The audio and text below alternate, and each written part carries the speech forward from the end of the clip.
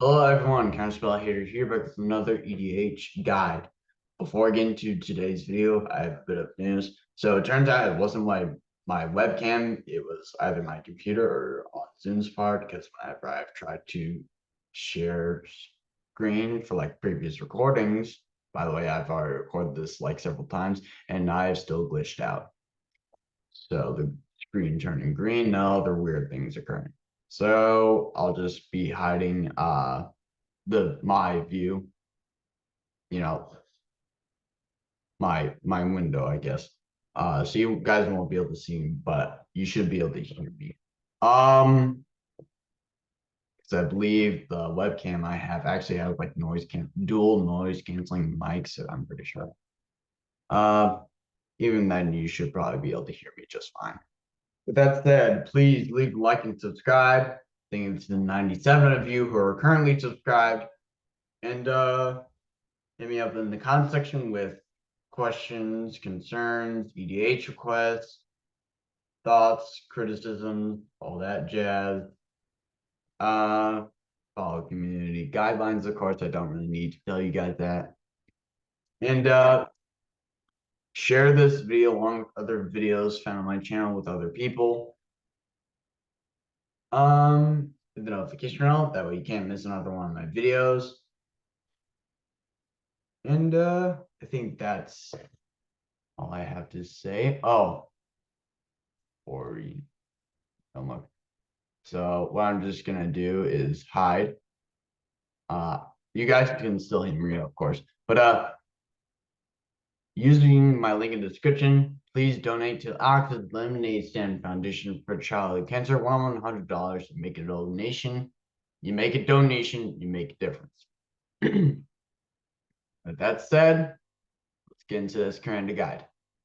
And to think, we've had cards like Prime Speaker, Vanifar, or Birthing Pod, which required you to sacrifice a creature to it in order to search your deck to get a creature with that had a greater converted mana cost and cheated out onto the battlefield straight from your deck.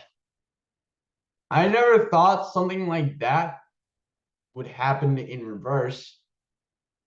Well, that was until I built this today, and it seems to be a pretty viable deck for Commander. Its its name is Kethek, Crucible Goliath. This is essentially Vanifar's evil twin. It's a Phyrexian beast for 4 mana. It's a 4/4. At the beginning of your end step, you may sacrifice another creature. If you do, reveal cards from the top of your library until you reveal a non-legendary creature card with lesser mana value, put it onto the battlefield, then put the rest on the bottom of your library in a random order. So just like Vanifar, we're going to be sacrificing creatures, except the creature we get is random, and it's going to have a lesser mana value than the creature we sacrificed. So like I said, in a sense, Vanifar's evil twin. With that said, this can still be pretty viable if you know what you're doing. Honestly, the way I built this is kind of, an engine, putting together pieces by going down the food chain rather than up it, where you normally would with like Bread and Potter, Pine Speaker. So we've got things to make copies like Mimic that, so we can get a bunch of value out of high mana value creatures and then sacrifice those high mana value creatures to Kethek, Crucible Goliath, and keep cheating out like more creatures, more pieces to the puzzle to eventually piece together a victory and our opponent's demise, of course. We're in red black, so we have plenty of death triggers. So we're gonna have copying, reanimation, and even some stuff that creates tokens like Mimic that. So with that said, let's get into this Commander guide. We also have cards that will sacrifice other cards, sacrifice value, or we will try to cast for an alternate cheaper cost, and in that same turn get something that we doesn't have an alternate or cheaper way to cast itself, but it's a lot more broken than the card we cast. Something like Abundant Maw. We cast this for its emerge cost. First of all, target opponent loses 3 life and we gain 3 life.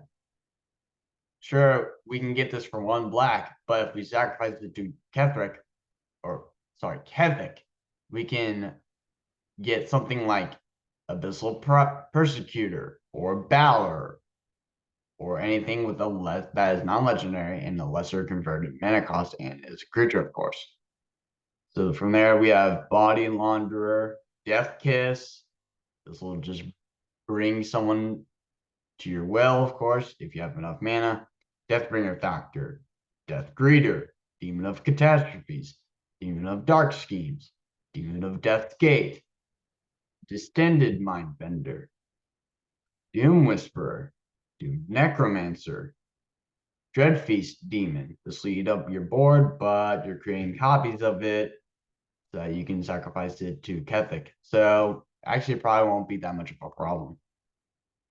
Dreadhorde Butcher, Elder Brain, Exhumer Thrall, Falconwrath Noble, Isa, Glorious Resurrector, Greater Gargadon, Grim Haruspex, Havoc Jester, Hell's Caretaker, Hellhole Rats, Ilharg the Razeboar, Judith the Scourge Diva, Kemi of Restless Shadows, Lucan, Warlock Collector, Master Reshaper, Mortivore, Nightmare Shepherd, Phyrexian Delver, Rakdos Lord of Rides, Reaper from the Abyss, Runesguard Demon, Shadowgrain Archfiend, Full-Tie Emissary, Sir Conrad the Grim, Tabarax, Hope's Demise, Treacherous Pit Dweller, Tree of Perdition,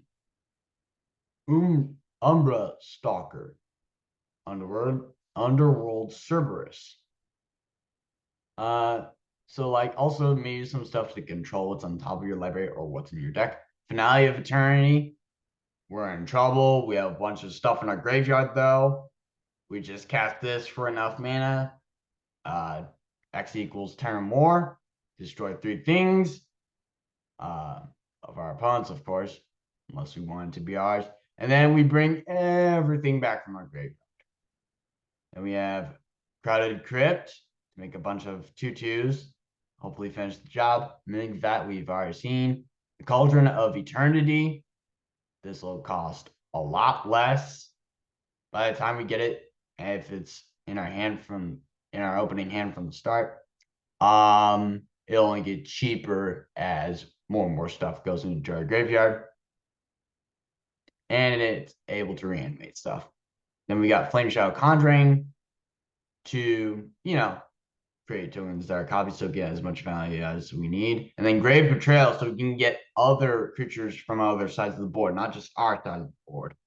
So we can get something like Craterhoof Behemoth and then sacrifice it to get something like Nightmare Shepherd, hopefully. And then just basic 25 mountains, 25 swamps, tokens. And then this is what our curve looks like. So more likely than anything, it seems like you're going to be able to do a lot of things on turn 4. Well, or are more likely to do something on turn 4 because of what our mana curve looks like. From there, kind of depends because it's a hill. We have a 99.74% chance of playing Death Greeter on curve. And the average mana value of our main board is 2.46 with lands, and without them is 4.98. The deck's total mana value is 244. There's mana production statistics. Average number of lands, you already know, in opening hand, 3.54. And with that said, this deck's cost comes out to be $111.87. Not bad. Not bad at all. With that said, leave a like on this video and subscribe. Hit me up in the comment section with requests concerns, questions, personal thoughts, criticisms, follow the community guidelines, of course. For you guys don't struggle with that, pretty much. So yeah, hit me up there. Oh, hit that notification bell, by the way, so you can't miss another one of my videos, of course. And I'm forgetting something. Share this video along with other videos found on my channel with other people, and make sure to donate to ALSF. More than $100, you make a donation, you make a difference. There's what I forgot. All right. With that said, I'll see you all Monday. Bye-bye. I'll try and fix the whole Zoom thing. See ya.